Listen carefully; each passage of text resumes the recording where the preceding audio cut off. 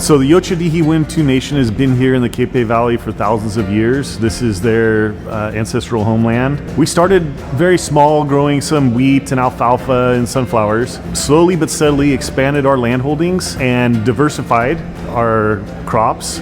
We've also worked to build an overarching brand for the tribe's agricultural products, and that brand is Séka Hills.